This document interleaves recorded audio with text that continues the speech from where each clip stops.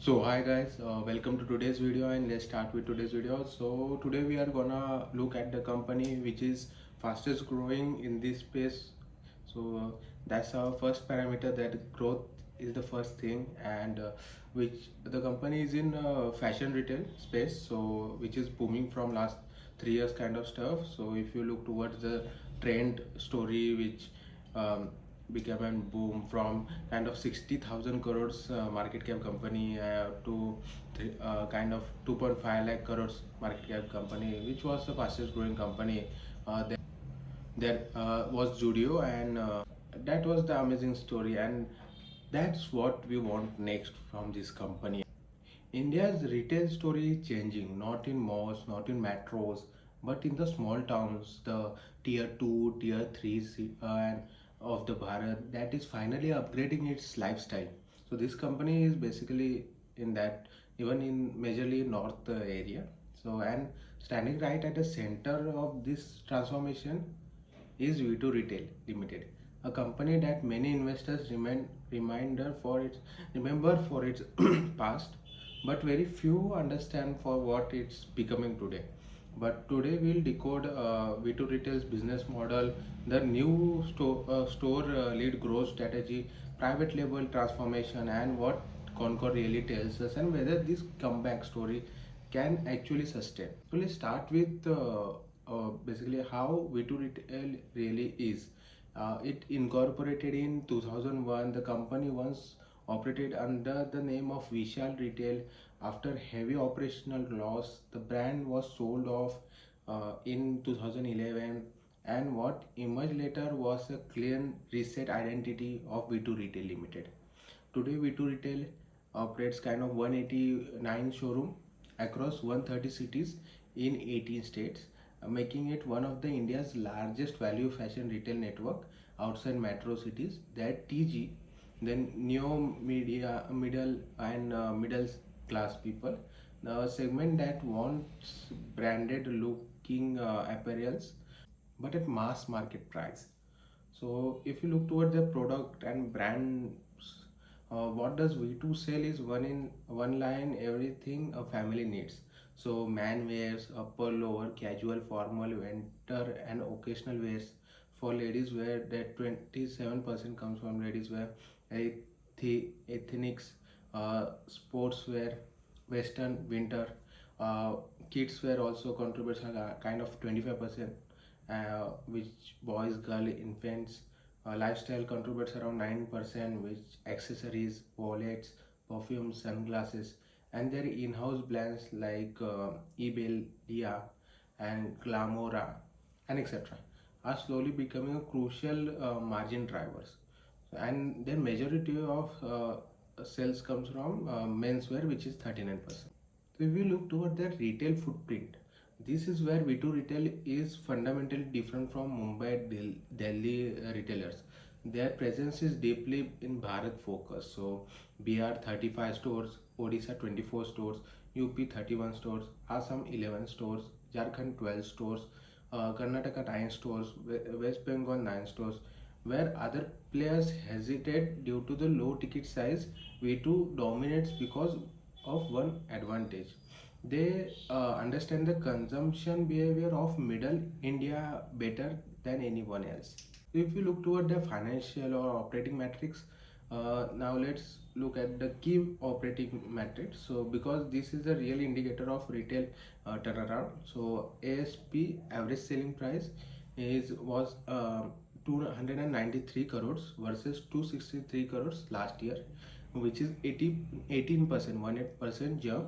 Better product mix plus private label, which contributes this. ABV, which is average bill value, was currently 853 crores rupees versus 798 rupees. So higher customer spend per visit. PSF, sell per square feet per month, is around 1069 rupees versus 862 rupees back in there. 24% jump is there, a clear sign of strong store productivity. And MRP sale contributes around 91% versus 85%, meaning a fewer discount, better full price sale. This is exactly what the investors want to see in value retail businesses. So if you look towards that, so if you look towards their business model, so private label currently is 35%, targets is to 80% by FY26. This is the heart of V2 retail turnaround. Why? Because private label is high margin, better inventory control, faster fashion cycle, and consistent pricing. They have 25 in-house designing captive manufacturing at Noida and BR, subsidiaries V2 Smart Manufacturing. They have 25 in-house designers, captive manufacturing at Noida and BR, subsidiaries like V2 Smart Manufacturing supplying 15 to 20% of apparel, dedicated transport fleet for weekly store refill. This is a Zara like supply chain built for tier 3 India. So let's now look at that Q2 result and Concall decode. So most people see V2 as a just another value retailer with rapid store opening, thin margin, and festival lead spikes. Out the To the outside world, it's simple discount chain scaling faster than its can breath. But something else is happening here. So if we look toward their numbers, hyper growth with sustainability, Q2 revenue was around 708 crores, which is YoY basis 26% growth. H1 revenue was around 1340 crores, which is YoY 69% growth. We look towards their EBITDA margin doubled from to 6.3% from versus 2.1% YoY. It was so Q2 PAT was around 25 crores and H1 ROE was around 22.9%. So this is not an chaotic expansion. This is a controlled aggression. So if you look toward that big financial accumulation and the QIP of 400 crores in this November 2025, this was the real unlock.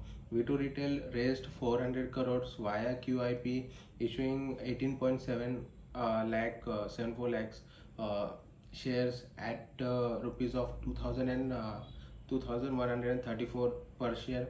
Where the money goes about that is that debt repayment of 135 crores, working capital requirement, the new stores for new stores, which was around contributed 150 crores, and general corporate purpose 100 crores. The big strategic aim is become one of the best paymasters in the industry. Why? Because early vendor payment earns 1.5 to 2% monthly bill discount, which boosts the margin from Q3 onwards.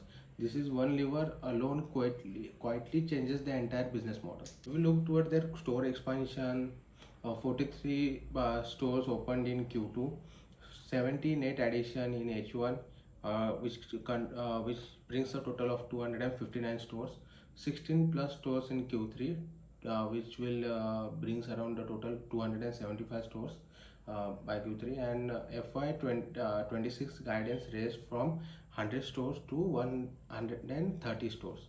FY27 possibilities that 150 stores they will open. So geographical depth is exploding. Karnataka, Goa, Andhra Pradesh, Tamil Nadu is upcoming.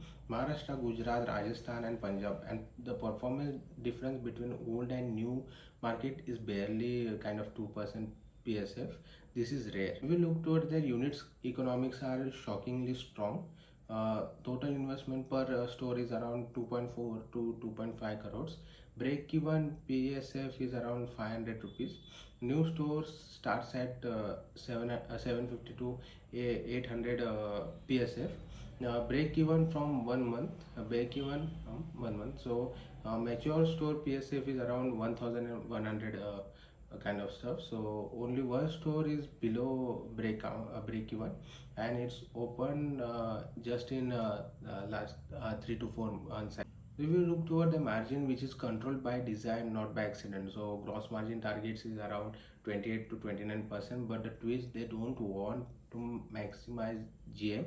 Their psychology is like pass benefit to customer and drive higher PSF, take EBITDA through volume. It's a market share land grab and it's working. If we look toward their winter tailwinds, Winter GM is around 34% versus 31 normally. Winter mix surged to 55%. Data lead design and drivers 60 to 70% new season. So own design share rising from 40 to 45% next summer. So inventory aging is under 1 year, has fallen from 24% to less than 4%. This is allied level sustainability and discipline. If we look toward that vendor financing margin booster, so V2 now pays vendor early, gets 1.5 to 2% monthly discount. This is directly lifts the gross margin and vendors loyalty. Vendor counts expanded from 180 to 250. This is how the retailers builds the moat and without anyone noticing. If you look towards their working capital strategy, not conservative but strategic, credit day cuts intentionally from 55 to 30 to 35 days. Working capital days rise by choice because early payment is equal to higher discount is equal to higher GM.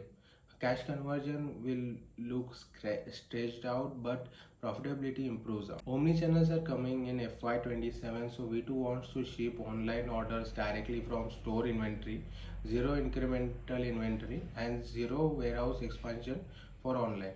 A silent but powerful step. So the result is that what this all means, V2 Retail is building a value retail machine with ROE of 23 to 27% sustainable, 8% stable per means EBITDA margin during hypergrowth, break even in month one for most of the stores, 150 stores rollout potential next year, margin kicker from vendor discounting starting from Q3, QIP war chest that gives runway till FY28, and the biggest signal is that we are betting on our expectation.